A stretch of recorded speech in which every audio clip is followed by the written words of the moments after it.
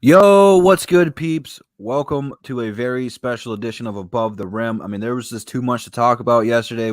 We had two shows and still couldn't fit everything in. So here we go with the Sunday edition of Above the Rim, Free Smoke Sunday, or we could call it Holy Smoke Sunday, whatever you want to call it. Got a couple things we want to talk about. We're going to be recapping what happened yesterday with our very special guest, Craig Sword, and talking about some of the stuff he mentioned. But before we do all that, let's shout out everybody on the panel. Up first is our own scouting expert and our personal doctor, Bravo. How you doing today? Doing good. I'm doing good. Thank you guys for having the show today. It's on a Sunday, a little bit different, but we're gonna talk a little bit, a few things. And welcome to the show, you guys. Hit the like button, please, and hopefully we'll have some talks today. I like the plugging Bravo. I like it. You come a long way. I appreciate it. Okay. Last but not least is the heart of the city, 313 JMO. How you doing today, JMO? Man, was good, was good. Last night was eventful is an understatement. That whole day with everything we was trying to do, man. Sorry, y'all, we had y'all going all over the place, but we got it done, man. Make sure y'all check out that Craig Sword video. Let's go.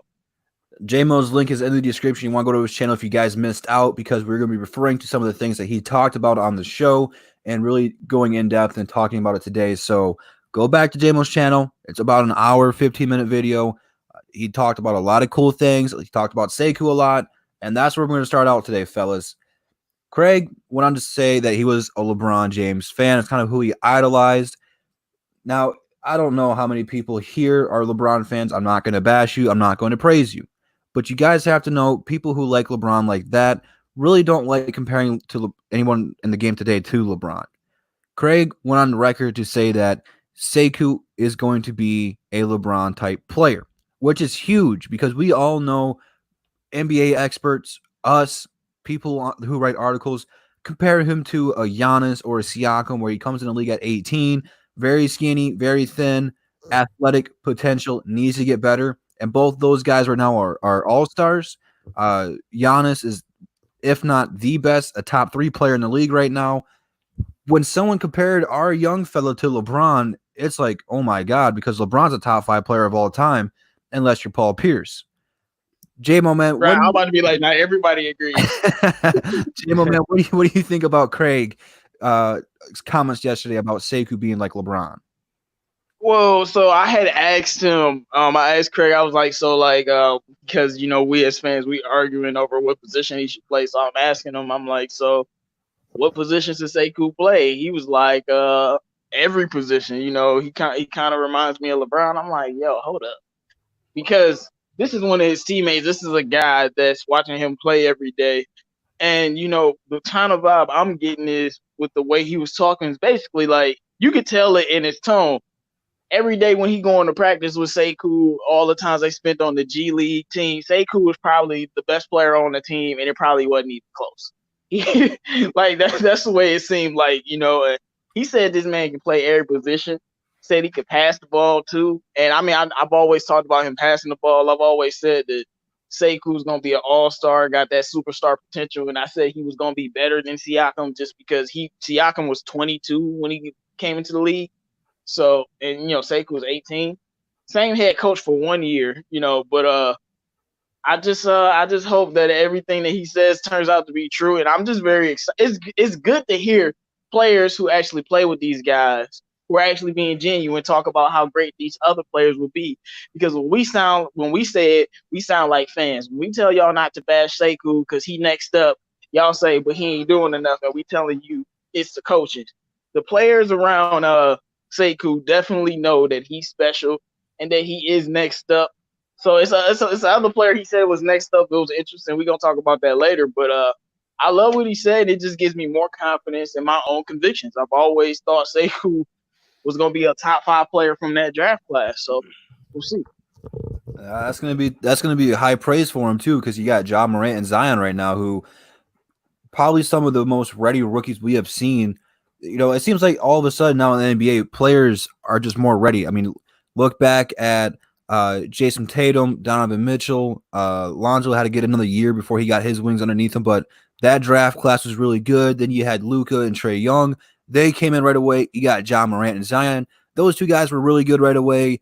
And, it seems like in those 3 draft classes right there that, someone had to get better, and now they're in that conversation. And I think that Sekou's one of those guys who, if not next year, the year after that, he's going to be in the conversation where they talked about, I can't believe people passed up on Sekou. It's going to be awesome to finally be on the other side of the spectrum on that one. But bravo, man. What are your thoughts about Craig, his teammate down in Grand Rapids, talking about him being like LeBron?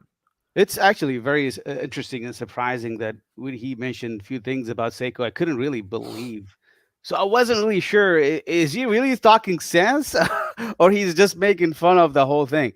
But he sounded more like he makes sense a lot of things he said, because I mean, the thing is, he mentioned that Sekou is a scorer. That makes a huge difference for me because I've never seen Sekou as a scorer. We know that he doesn't get like touch. He doesn't even touch the ball a lot in the Pistons, and he doesn't get enough playing time. Even if he gets playing time, he's not touching the ball, which is something that kind of really didn't give me much impression about him. And a lot of Piston fans didn't even give him like so much expectation so far. But coming ahead of the draft, I was watching extensive highlights of Sekou like from last year. I know he was training before with RJ Hampton, which is the current NBA draft candidate and the lottery pick. They were training with some sort of trainer in the before the head of last year's draft. And Sekou's, we saw flashes of him like training. It was amazing. I was surprised with what kind of things he was doing in the training.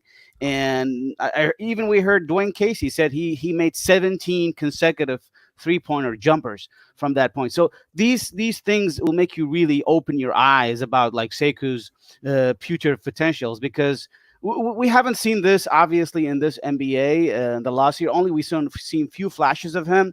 But to have Craig Sword mention few things about him in that perspective, it means there's a lot of things. Pretty much, I can tell you guys, I'm 100% confident that there's a lot of things are hidden behind the scenes, and we don't know what's going on. I can tell you that Sekou has a lot more hidden potentials, but we're not really showing them up yet, or maybe he's not getting the opportunity. That's what I'm trying to say.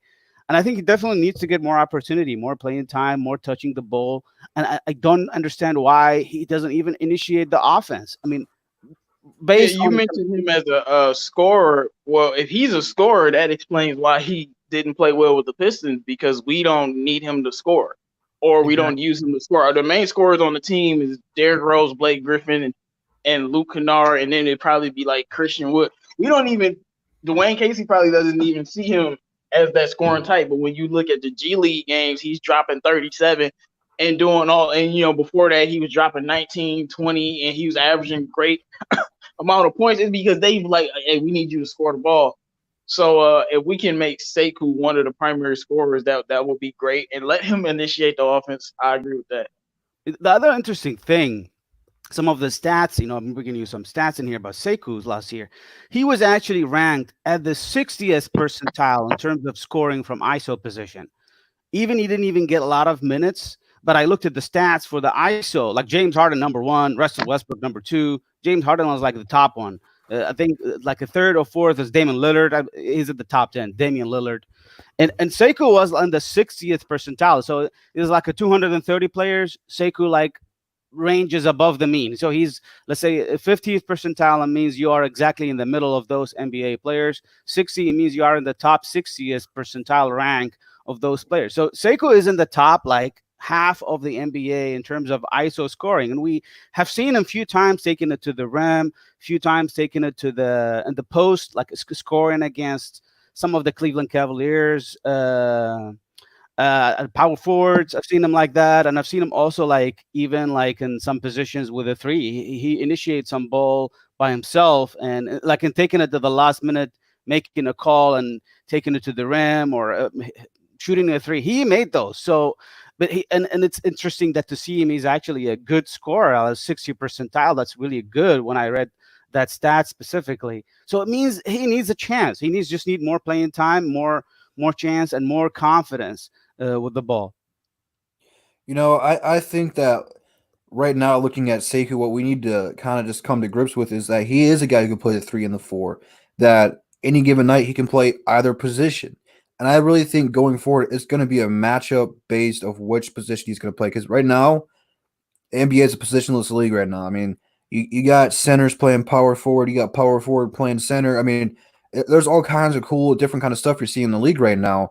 And I think that he's big enough to bully some small forwards, but he's fast enough to take power forwards off the dribble and really force them to go out in the perimeter and guard them. So I think that when you have a player like this, which I can't remember the last time we had a player like this that actually had talent and potential like this, it's mind blowing to me on how he can look so different in the NBA, but go down the G League, give a different role, and just thrive in it.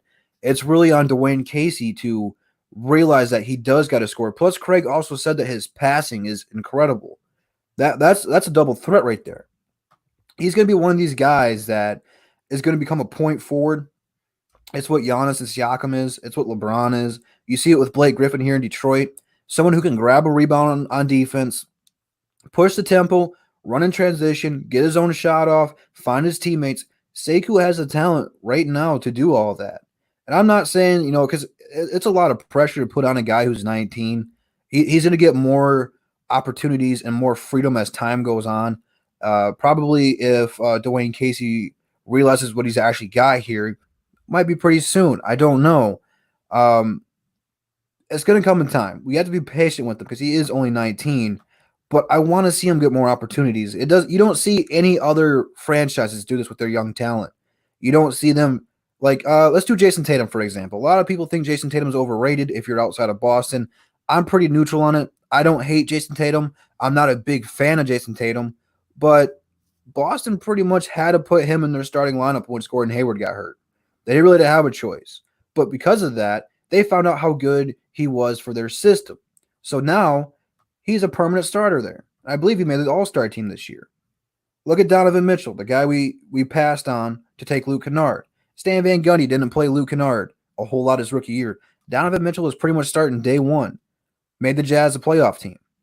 It's time that in Detroit we got to change the mindset. And again, there's different kinds of rookies that aren't ready for it, that need that time.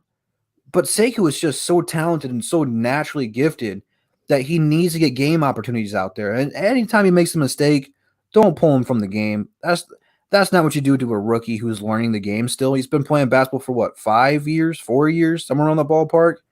You got the guy some break, man. You don't just yank him out of the game. It kills his confidence. And you could really tell that bouncing up and down from the G League, all that travel time about after he had that 6-game stretch or so of cooking people, that he was tired. And a lot of that's probably on travel. NBA is tough. You see rookies hit the rookie wall all the time. And plus bouncing them up and down from the G League all the time, that's a whole lot of travel, a whole lot of playing in and out of Detroit, Grand Rapids, going from state to state. I just think that he hit the rookie wall. Yeah, I don't really think so. But I wanted to say something about something that you said about about the way the Casey needs to use Sekou. Look, I just feel like this is why I've been saying he needs to be playing 30 minutes a night. I don't care if he out there playing trash or not. Because you gotta get used to the NBA. You gotta get used to the athleticism. You just gotta get used to the game. I'm gonna give y'all a good example, but before that, this thing about Sekou and the main reason why he needs to be out there for 30 minutes is athleticism. Basketball, it's a game most of the time of height and athleticism. Not everybody has it, and you can work your ways around it. But when you compare his height and athleticism to other people in the league, like he's right there with all the elite athletes, and he's 18. So basically, he's an 18-year-old elite athlete already.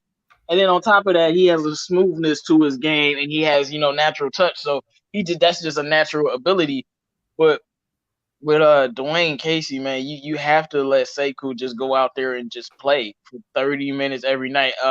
Nicolo Melli he on the Pelicans, he's from overseas. It took him literally half the season to get used to the game. He was out there struggling a lot, not playing well, couldn't shoot the ball. He just wasn't doing anything he was supposed to be doing. But they had injuries, so they had to keep Melli out there.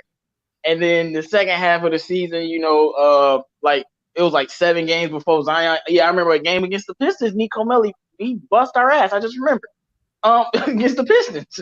So sadly, that was his breakout game, y'all. Like that's how it feels. People we the get right team. I don't like it. But once that game happened, Melly was a beast. So I'm just saying it takes a lot of time for these foreign players in the NBA sometimes to get used to the game. Even when Luka was out there scoring his first year, he was hitting rookie walls. But he's just so talented. So you're not gonna pay attention to it. But excuse me. But that's why his shooting percentage is like it is. So you just got to get used to things. And I think Sekou didn't have enough time to get used to the NBA. Well, I see a couple of questions in the chat we're going to get to here in just a second because we haven't had time to answer you guys' questions. 2 shows yesterday, didn't have a whole lot of time to answer you guys' questions. So today we'll be taking some time out to answer some of you guys' questions. But first, it is Joe Dumar's birthday. Go wish the 3-time champion, 2 as the player, 1 as the GM of the Detroit Pistons. Go wish him a happy birthday. No Joe D bashing today. DeAnthony would like to know who is a player in the draft that can support him. Talking about Sekou with the Pistons version of Scottie Pippen. So he wants to know who's going to be his Robin to his Batman in this draft. Me, it's got to be Melo, man. Melo is a point guard that does it all. He fits what we're trying to do and what we're trying to build. But Bravo, who could be a Sekou sidekick in this draft? I mean, for me, I still want to get Melo, obviously number 1. But I think a better friend for Sekou is going to be Killian Hayes. You're going to you bring in a guy who speaks French, and he probably knows Sekou. I've seen him in a few videos before. I think they played also for some of the national, or they also played against each Man, other. him and Killian Hayes are like best friends. Man. Yeah. So they are really, Hayes is going to be a really good pick for us too. They're both really I've seen them playing together. They have nice chemistry, even training together. So it's just a matter of picking up the right player. But we first gonna get lucky in the draft, and lottery thing is the most important thing for me. And I do see us hopefully getting lucky because we got nothing going on in Detroit. We need some support in here, and I think the NBA needs to help us in this perspective. And that's a different topic, but hopefully I think Killian Hayes and LaMelo Ball are going to really excellent addition for Sekou's support. Jim, I'm going to throw this one to you from Michael. He says, do you think that we could have one of the best teams in transition with Sekou and Wood running and LaMelo passing in the half court? I was about to say, like, who are we pairing with them? But yeah. And I'm going to tell you the main reason why. Luke Kennard. Yep. I'm Luke Kennard again. If Luke Kennard is on the wing, it's not going to be a lot of people in the post. So when we run in transition, the moment Luke Kennard runs to the wing, he's pulling everybody over there. And now you got Sekou and Christian Wood one-on-one with matchups. And not just Christian Wood. Let's not forget about Blake Griffin. He's still on the team now. They'll be pretty much unstoppable because you got Luke Kennard and Speed out there when they on the court together. Like if it was like Blake, Christian Wood, Sekou, Speed, and Luke all on the court. Yes, you just let Blake run. You just let Blake and Luke and other guys run point. It's gonna be very nasty. So let's go ahead and ask you guys this because it's something that I did on my channel a couple days ago. But I would want to know what you guys want to see Sekou work on through this offseason. Right now, he looks like he's lifting weights. He's doing vertical tests. He's doing very just like physical workouts and looking to get in better shape. But what are some aspects of his game that you want to see him work to improve this year, Bravo? I think a couple of things for me out of the start for him. Number 1, ball handling. And I really like him to work with Tyler Ralph, who is the athletic trainer from last year, who did like the pre-draft workout with him and RJ Hampton. We see in the video. Tyler Ralph is one of the best athletic trainers in terms of ball handling and dribbling. So I think he needs to go and do more of that because that's what he could improve a lot on. Because I think if he improves a lot in dribbling, next thing you find out, Sekou's being a power point forward. That's number 1. Number 2, I think I would like him to go into Rico Hines tournament, just like to do like what Pascal Siakam did like a few years ago.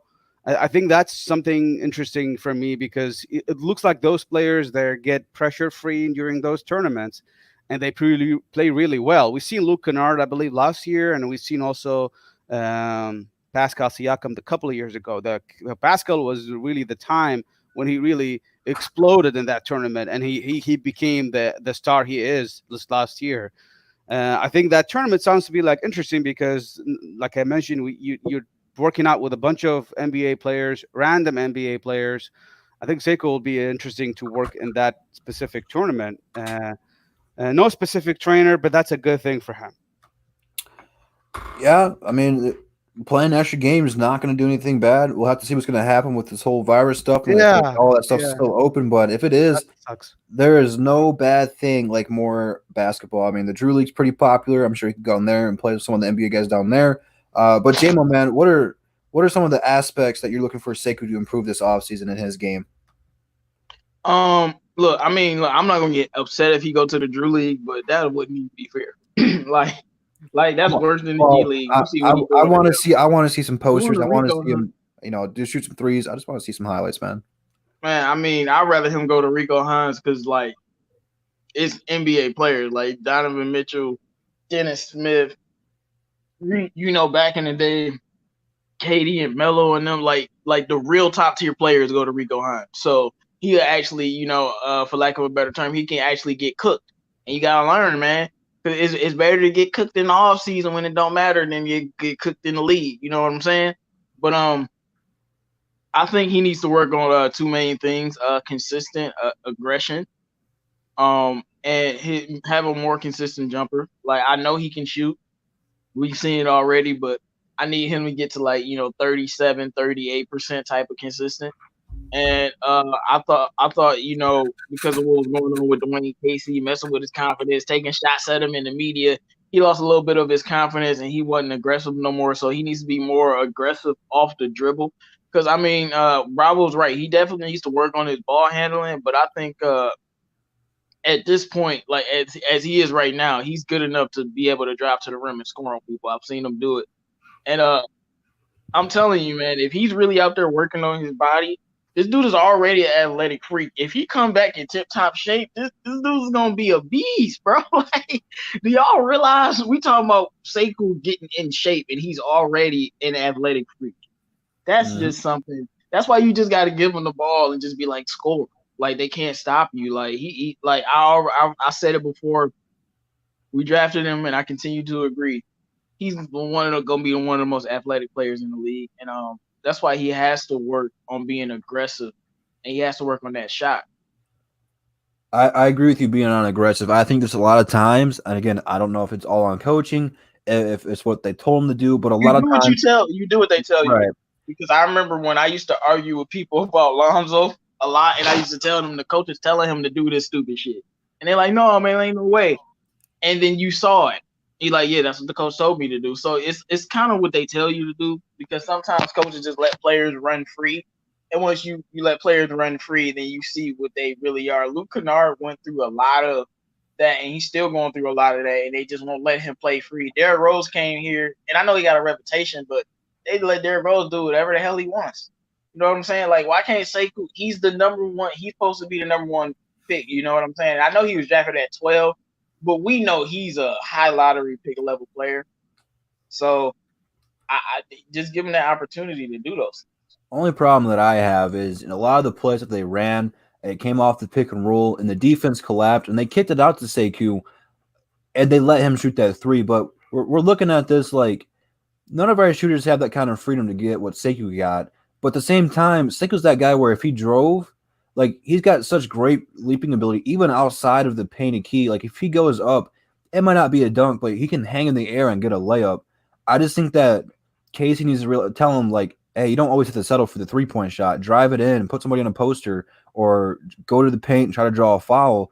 That's just really the next aspect of the game, because you guys know in the NBA, once you become an all-star or superstar, that all those ticky-tack fouls start to go in your favor. But at the same time, we're Detroit, so we don't always get them. But yeah, I would just tell Sekou every time you get the ball, if you're open, put it like that.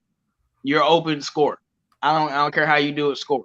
Now, and then we will work around passing it to your teammates and playmaking and stuff later. But first thing I'm telling him, you get the ball and you open, or you feel like you got a mismatch, score on them. Don't do nothing else. And then that's how you can get his aggression up, because he's probably not being told that. He's probably being told, shoot, look for a pass, chill out, be a rookie, basically, for lack of a better. And no, you need to tell him, hey, that's what they told Donovan Mitchell. They saw some talent in him. They were like, you know what, Donovan, score. Luka Doncic, he was not playing the right way. Rick Carlisle was not allowing him to play point guard. He was like, let me move out of Luka way. Luka, do whatever the hell you want to do. And, he just needs that type of freedom because it's not like he's going to go out there and go crazy and mess up the basketball team. But once you have that freedom, man, it just works a lot better. And when you got a guy like Blake Griffin, I know a lot of people don't like him, but he could be glue for Sekou and tell him like, okay, you got to do this move and that move. Because I feel like not having Blake to help him along, I think it would have really, really helped him. Well, another thing is I wanted to mention is the system for the Pistons that we're playing currently.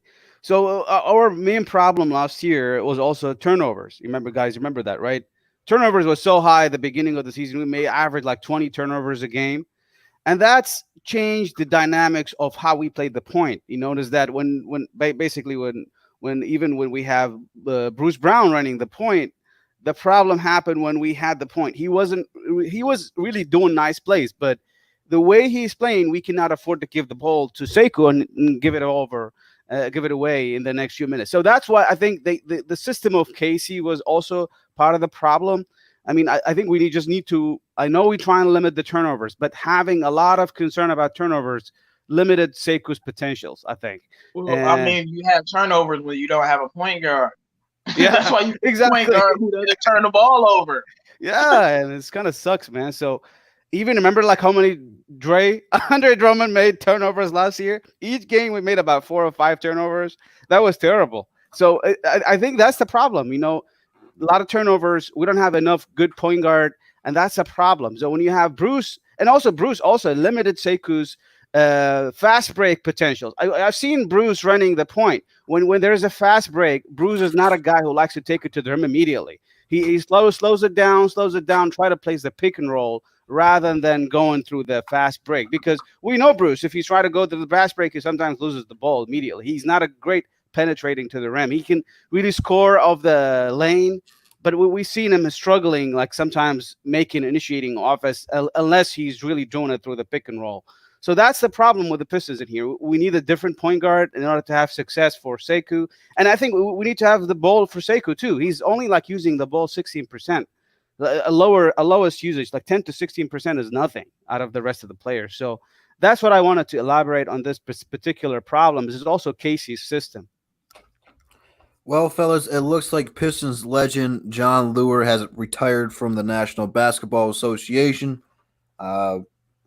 Thank you for getting us absolutely nothing except for Tony Snell. Well, Tony Snell and Deividas are trashes. Yeah. Speaking of that, Deividas has gone to a new team, fellas. This broke yesterday. He signed a 5-year deal with a team in Israel, and he's going to be playing basketball overseas over there for the next 5 years, it looks like. Now, I'm not going to act like I know the ins and outs of his contract. What I do know is when he does come to the NBA, the Pistons still have him. He can't play anywhere else unless we trade him or anything like that. So I'm not freaking out about it. But at the same time, why are you signing a 5-year deal? There's a whole lot of questions about it. JMO, man, what are your thoughts on Sirvydis signing this 5-year contract to an Israel team? Man, betrayal is real. Hey, Deividas are trashes. I'm calling him his old name. I said we should put respect on him, man, because he a baller. But no, you trash, bro.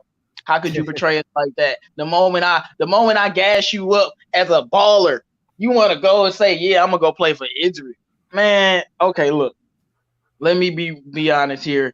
We still do have his rights, and I know that, but it has to be something else that's going on, because if he knows that we have his rights, if you know that we have your rights and we want you in 1 to 2 years, why are you signing a 5-year deal? Like, this is a 3-year deal, 1 year. I'm cool.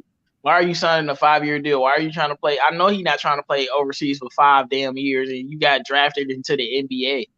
So I don't know what's going on. I feel like they trying to be slick and they trying to do something, or trying to, find some secret ways to keep him tied down and not come back to the Pistons. But I'm expecting him to be in the summer league and the G League this year.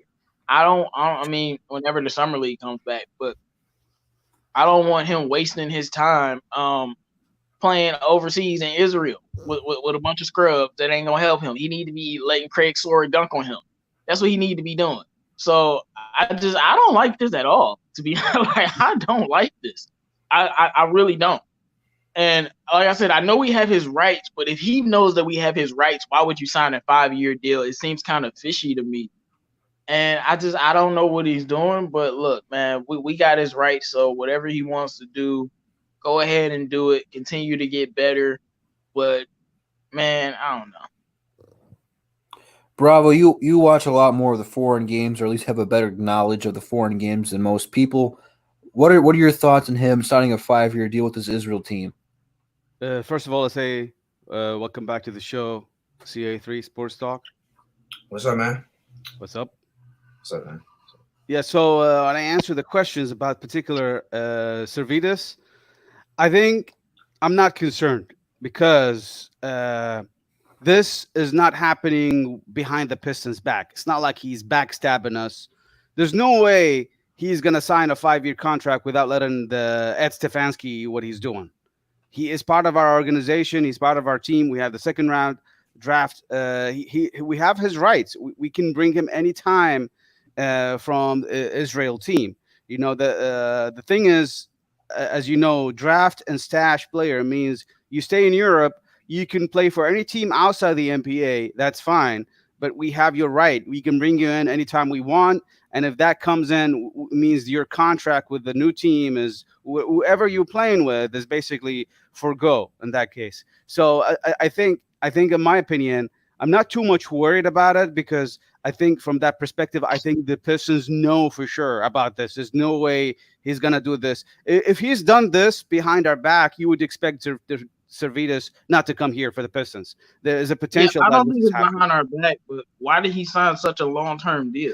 That's that's something I'm not really sure why he's did the 5-year. I would agree with you, but I think it's possibly related to the money, maybe, and maybe it's financial security. If they know he can leave, why would they pay him more money for a longer deal if they know that you can get called up? I don't know. That's something. Maybe he's also planning on staying for a couple of years in Europe or 2. Maybe the Pistons don't have any plan of bringing this guy until 2 to 3 years from now. He might not come to the NBA until he's 22, 23. He's still 19. He's going to be 20 this year. So if you count 3 years, let's say the fourth year. He's ready for the summer league, man. Come on. Yeah, I don't think the Pistons are like, yeah, we'll get him in 2 years. I think they like we tried him in the summer league last year. He wasn't ready. Let's try him again. And I think he will be ready because he looks like a much better player. Okay. So I'm not saying he's gonna be. I'm not saying he's gonna be balling out, but I'm just saying he'll belong. And once they realize that, you throw him on the G League team. Yeah. So I'm looking at Pistons talk right now. He's saying the Jerusalem Instagram page says it's a 3-year deal. So maybe that's the case. It's a 3-year deal. It's fair. Well, if it's a 3-year deal, I don't got no issues. Like I'm like you don't. I mean, you can sign 2 or 3 years, cool. But like I'm like a 5-year deal. That's crazy. Like that's something. That's not something that's just that you can just ignore. I think it's a fair start because you got to look at the positives too. You know, you just don't look at it as a negative. It's a positive too. He is not ready for NBA in terms of his body. Number one, his body is not ready for NBA. He's still thin. He's still weak. He cannot really body people. He cannot even defend. That's his main issue right now. The second thing is when you put him in an Israeli league, he's going to stay there for a couple of years. He's going to have more playing time. The problem is with his Lithuania club, Rytas, he is only averaging 14, 15 minutes a game, which is really low. He's coming off the bench. He's not playing enough times. He is efficient, like you guys saw his percentages. Like he improved his 3-point shot to 38%, and I think he shot like about 40% in some few cases. I've seen some of his highlights. He's not really running the point guard in Lithuania anymore. He's playing like a small forward shooting guard, spot up shooting guard, which is he really improved a lot. But we know that he can do more. So maybe that's a good move for him. I think you got to look at it that perspective. I think having to work out in an Israeli league. I'm not a fan of that, but I know that Hapoel team is part of Maccabi Tel Aviv team, so they're in the same league, and that league is full with a bunch of American players. So I think it's a good start for us, and I think it's a good start for him too. The question is when do you bring him back to the States? That's the biggest question. I'm not sure when. Yeah, I'm not sure when either, but we'll see. We got 37 people watch right now, only 17 likes. I want to see 37 likes, or else he'll never come overseas and play for this team. But CA3, welcome to the show. What are your thoughts on Deividas Sirvydis, Diabetes, signing a long term with an Israel team instead of maybe going to the G League or working on his game, getting better for the NBA? My thing is, man, it's. I mean, he signed a long-term deal, but my thing is, why do we have to pick this guy if it's gonna take for him forever to come? I mean, we could have had a guy like Kevin Porter Jr. or a guy like Carson Edwards come to our team right away and give us some production. What way quicker than this guy. Hopefully, this guy pans out, but still, it's like you could have picked somebody else who could have came to your team right away and gave you production right away. But this guy is gonna take him probably about 2 or 3 years to come to our team and show us something. So, I don't want to wait this long, but if this signing means, it helps his development, I'm fine with it. But I just wish we picked somebody else. I don't want to wait this long to just to see a player, to see if he's going to be something on our team. So that's my thing here. Well, one more thing I want to talk about before, I don't know how long this one's going to be because I want to talk about this one for a minute. So this might be last topic. But again, yesterday we had Quake Sword of the Grand Rapids Drive come on the show on JMO's channel. If you have not seen it, go to JMO's channel, check it out. It was a lot of fun. We had the time zones mixed up. He's from Alabama. It's an hour behind, so that's why we had to reschedule it 17 times. But nevertheless, he talked about Louis King. And it kind of caught a lot of us off guard because we've seen Louis King and, we didn't really think too much of him. But he went on to say, because we had Sekou got next, because he's a Sekou fan, he said King got next. Bravo, man. What does it mean to you that, again, another player in the G League talking about someone that we've seen come on the main roster that played pretty okay, had some potential, had some highlights, had a couple of good shots? What do you think it means for us knowing that we have a guy that maybe we don't think too highly of, but that his players down in the G League think he's going to be really good? Oh, Bravo muted his mic. JMO, I'm going to pass that one to you then, man. What was that? I'm sorry. Come on, man. Come on, man. Go ahead, JMO.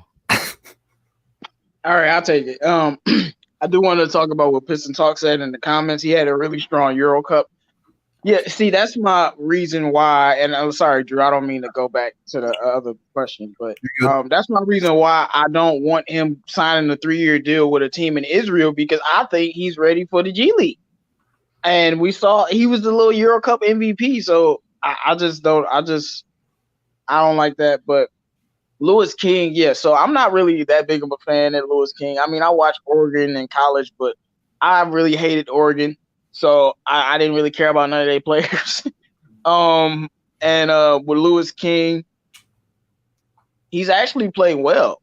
It's not like he's played bad. He's given us some solid minutes. He's hit a couple shots. We haven't really been able to see anything with him. But like I say about the NBA is about opportunity, and he hasn't had much. He definitely needs to be playing at the small forward position, maybe like behind Sekou, and you have, Svi back up Luke, and then Bruce back up the point guard, even though I don't even like the sound of that. Y'all can see I ain't even want to say that. But I just think that Louis King, he said this dude is next up. He said he has a nice game. He said he's 6'7", he can score, he can shoot, he can do it all. That's good to hear because we need some of these young players. It's about time that we start, instead of trying to buy players or draft that #1 overall pick, it's time to start building players. You build Luke Kennard, you build Svi, you build Bruce, you build Sekou, you build up Louis King and Jordan Bone and Kyrie Thomas. All of these young guys that we got, you build them up to be great players. And I think Louis King does have some potential. We'll see what he can do. Absolutely. McQuaid fell off the map because he trash, bro. I just like that his teammate thought so highly of him because, he wasn't getting a whole lot of talk from the YouTube community or just beat writers for the Pistons. It's encouraging to hear that we're finally starting to get some young players. Now, it's on the player at the end of the day to put the work in to get better, but it's just so nice to finally hear that these guys have I don't want to say superstar potential, but star potential to be really good, to be above average, to be a key contributor to this team. So, Bravo, I'm going to give you your shot at redemption for this. What were your thoughts about Lewis King's teammate, Craig, talking about he's got next? I'm really really high on Luke King, in my opinion.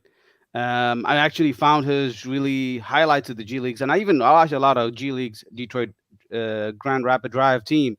He made a lot of points. He is actually what I'm impressed a lot about him. His ball handling. I'm surprised how he handles the ball for his size, 6'7". He is definitely way. I mean, he is 6'7". He is. I think he will be an excellent replacement for Tony Snell. Tony Snell is his time is up and he's gonna leave. I think. But the thing is, Luke King can play defense at some points and he can really ball handle. That's what's surprising for me. He can finish in the lane. And also he can shoot. He didn't really shoot great. He shot about 31% from threes in the G League, but I think he's a better shooter than that. And I think he is also a better rebounder. He's a good rebounder too. So he's got all kind of round skills, in my opinion, and he can even take it to the lane. I'm surprised that he kind of really penetrates a pick and roll a few times at the G League. He's not like Jordan Bone. Jordan Bone is. I think he showed more flashes of potentials with the NBA Detroit Pistons than Jordan Bone. The problem is with Jordan Bone, he was under pressure. I think he was too much thinking about it. But I think Luke King was really interesting. So he really made a lot of I think positive. Let's say positive. I don't know what's the right word. Positive perspective in Casey's head. I think he was a good impression for Casey, and Casey did really praise him a few times. So that's something I'm really happy about because I want to see Luke King take over Tony Snell's point position, and I think he's going to be a really good, solid small forward for us. I hope that's the case, man. I would love for that to be the case. Absolutely. CA3, man, what were your thoughts about King's teammate down in Grand Rapids, Craig, saying that he's got next? Yeah. First of all, let me get this out the way. Why are you guys talking about Matt McQuaid in the live conversation? I don't care about that guy. I mean, he went to my favorite school, but he's irrelevant to the conversation. Carl feeling bitter because my shooter Duncan Robinson balling with the Heat. Anyway, Lewis King, I feel like he had a lot of potential. I thought he could coming into the draft, I thought he could potentially be a late second round pick. I remember watching this guy in college. The Oregon team had a very unusual run that year. Him and this other guy, they led the team. They're originally not projected to make the March Madness tournament, but in their conference tournament they had a run and ended up winning the conference tournament. It was due to Lewis King and another guy named Peyton Pritchard, who's a sleeper in this year's draft. Yeah. And in March Madness they went to the Sweet 16. I think they upset Wisconsin like the first round, and they played pretty well. In college he showed a lot of shooting potential. I think he shot like 39% for three on like 5 attempts. That's really impressive to me. I think he could really be a Tony Snell replacement. And I don't think 31% in the G League, I don't think that's his full potential. I think he could shoot a lot better from what I saw in college. I think he can be a really versatile, versatile forward that can play on the floor. I think he has a lot of potential. So I was kind of happy when we picked him up at first. So, I think he's full of potential. I think he could be a good role player for us in the future. The sky's the limit for all the young players, man. So I don't want to put any pressure on him. I don't think that he does because, again, a lot of people weren't expecting too much out of him this year. And I think that when you have a player, no matter how good or below average they are, I'm not knocking anybody, but anytime you get teammates in your locker room talking that good about you, you're doing something right. I seen somebody ask, I don't remember where it went, wow, what about Jordan Bone?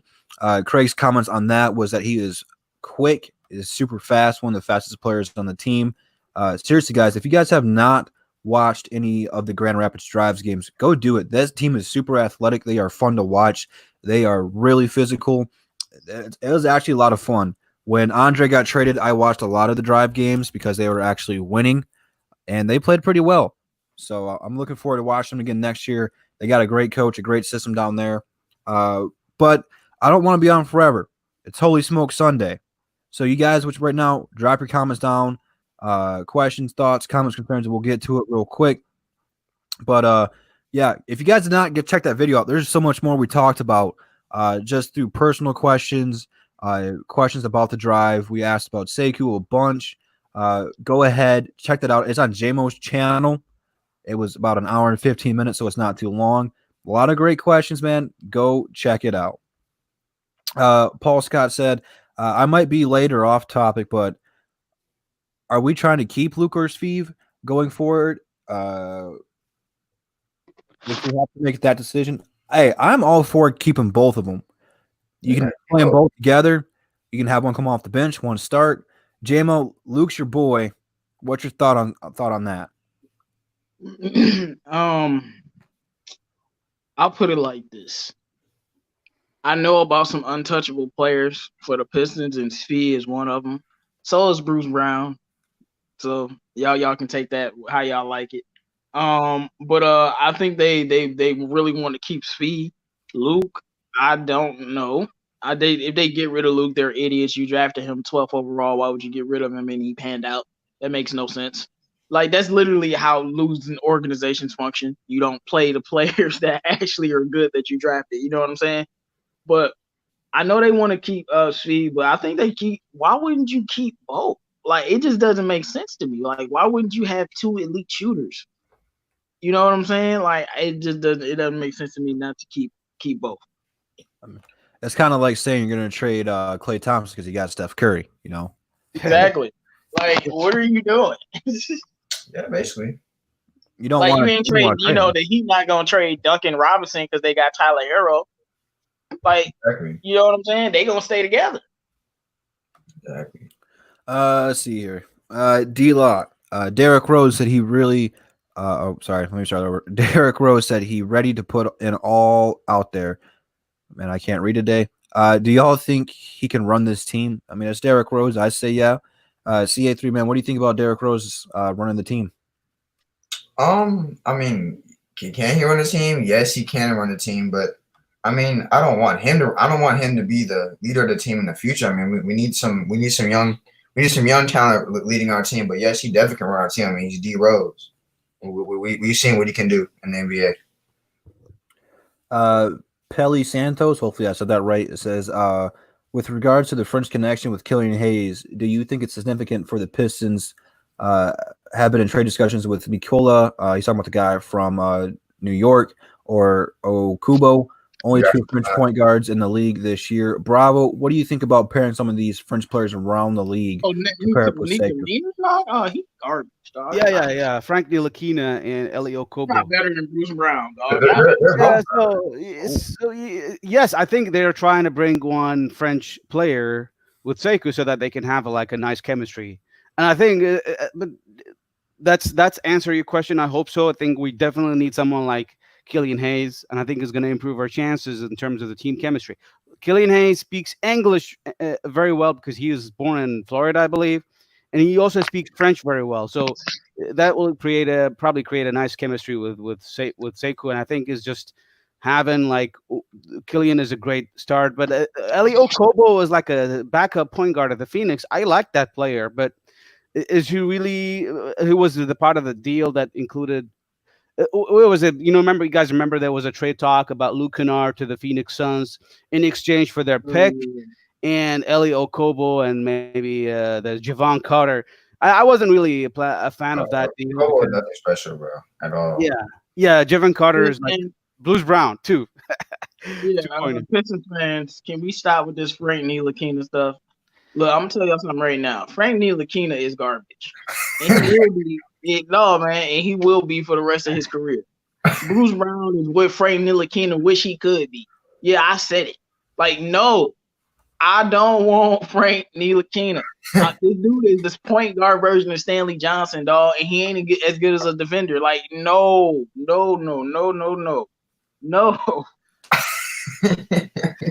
I actually like Frank. He's a great defender, man. He's one of the best defenders at point guard. All he can do. But you gotta maybe if I would switch, I would What else switch can you Bruce do, Brown. Bravo? If I would got the chance as a GM, I would switch Bruce Brown with Frank Ntilikina. Ntilikina is just a Bruce Bruce Brown is 2.0. way better than him, man. Because Bruce Brown Yeah, has maybe athleticism. you're right. Yeah, that's He has I agree on that. athleticism, Yeah. and he's a better ball handler. And he's a better. I mean, I'm not saying Bruce Brown's a scorer. He's a better scorer. Like Frank Ntilikina out here giving you 5 points a game playing elite defense. Right? Shut up Yeah. talking. To me. Yeah. Like, come Yeah. on, bro. You're not PJ Tucker, dog. Like, bro. I don't. I mean, he's an a AP team, bro. I do not want this man anywhere near my team. Like, I will pay Bruce Brown money before getting him. Like, no. It's just the fact that he's the 8th pick giving you that production. That's just the sad part. I think he's also 20. He's still young. That's a lot of things that's what I don't care people how like. young he is, bro. He Like, played some people just don't got it. You don't got it. Yeah, the people are high on him. I think because he's still young. I don't know why they're I New know, York but Knicks. New York fans are high on all of their Yeah, I think players. It's this guy. only New York fans that Yeah, are high on this. exactly. Like, this dude is Exactly. not good. Mm-hmm. Like, He played 3 seasons, and his best season was 6 points per game. Yeah. And he's the 8th pick. like, come on, bro. Like you look, you don't have to be a scorer, but like Bruce Brown, he at least give you 9, play some D, shoot 35%. I can dunk on a few people. I can give you that energy. I can be a dog. Bruce Brown is basically a role player. Ntilikina is what you call the 15th man on the roster, the 14th man. Like, he not supposed to be on the court, bro. Like, at least Bruce Brown a role player that could maybe be a starter someday. Ntilikina look like a role player at best. I'm sorry, like, no. I just love the fact you call him a point guard, Stanley Johnson. He is, bro. That's exactly what he is. That's basically what he is, though. Like, he can't shoot. No offensive game, but he a good defender, though. Like, y'all gotta stop, bro. I mean, We have to have higher standards, man. I'm gonna talk about my boy Lonzo. When you are not a great offensive player, you gotta be great at more than one thing. Lonzo not a great offensive player, elite passer, elite rebounder, elite defender. You have to be great at more than one thing. You can't just be, oh, I can't do nothing offensively, but I can play deep. Like, what else can you do to help the team? So, and he's way better now. But I'm just saying, like, I would believe more in Ntilikina and even Bruce Brown if they had some of those other traits. But Bruce Brown way better than him. He is. Yeah. And I don't know why they're high. The New York Knicks are high on him. He's just an average second. New York Knicks. Not even a first round pick, in my opinion. He's a second round pick, maybe. No, man, he's a bust, bro. Yeah. That's why the guys are calling them trash, which I would I would kind of like lean towards that side, yes, because considering the fact he was 8th pick. So can we go for the next question? Yeah. I mean, I don't see how we're going to top that question. Malvern Tolbert's question for the panel. Do you think it's smart to trade some of our potential parts or hot flashes at this time to get a young, sure talent to build around? CA3, go ahead with that one.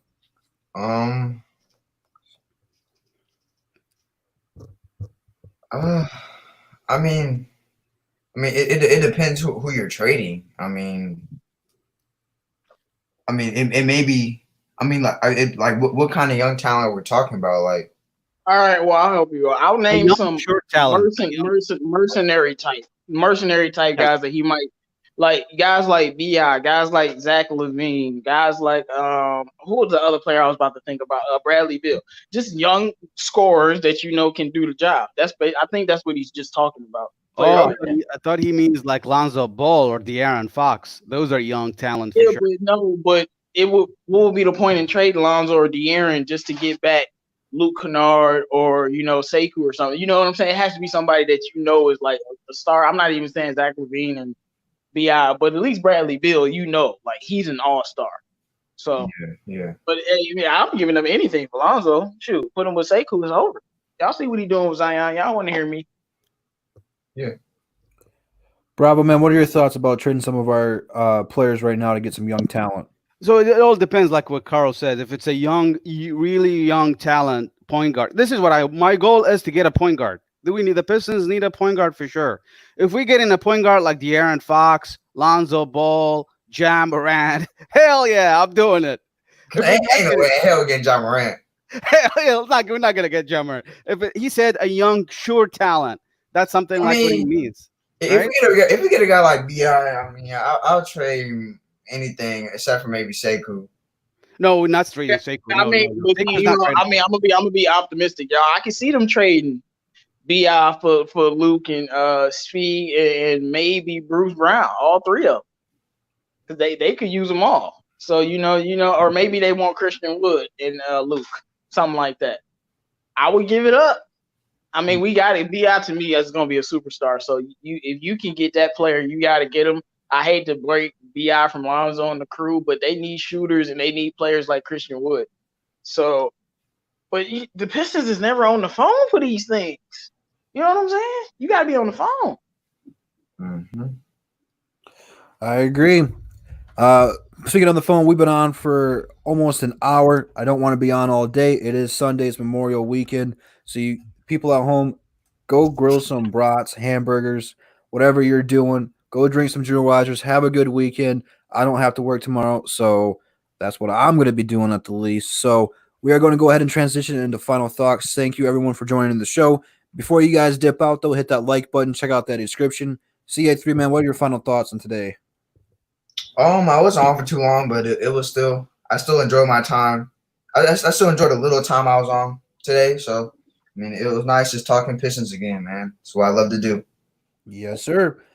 Bravo, man. Appreciate you coming on today, man. What are your final thoughts for the show? Good show, short and sweet. I like it that way. We talk fresh topics today.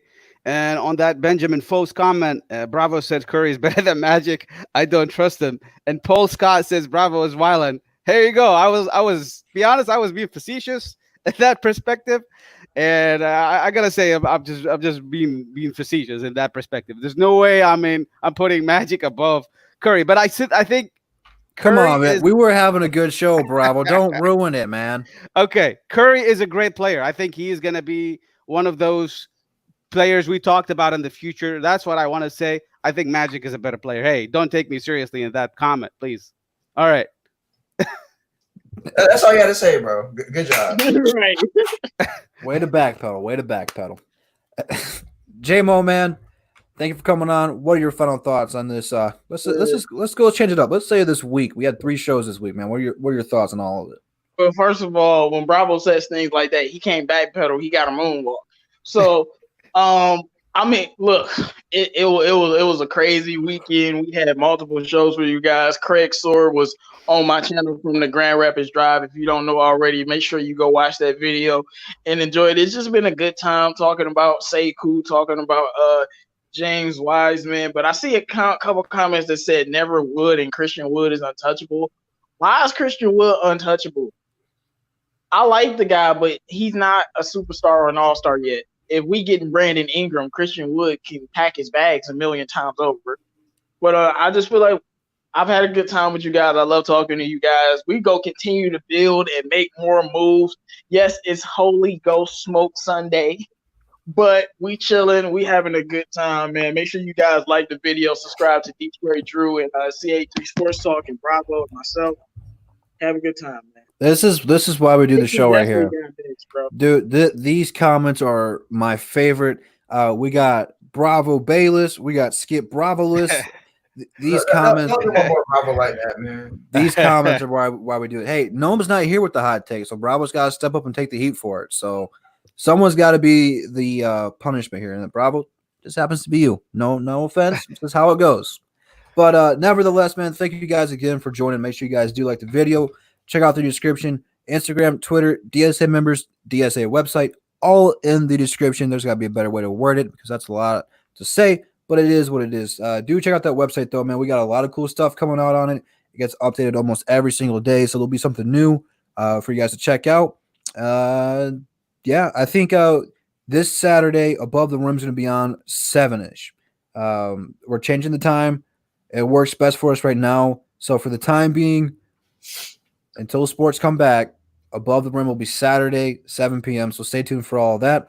That is the bottom line because Detroit Drew said so. I'll see you guys tomorrow. Peace.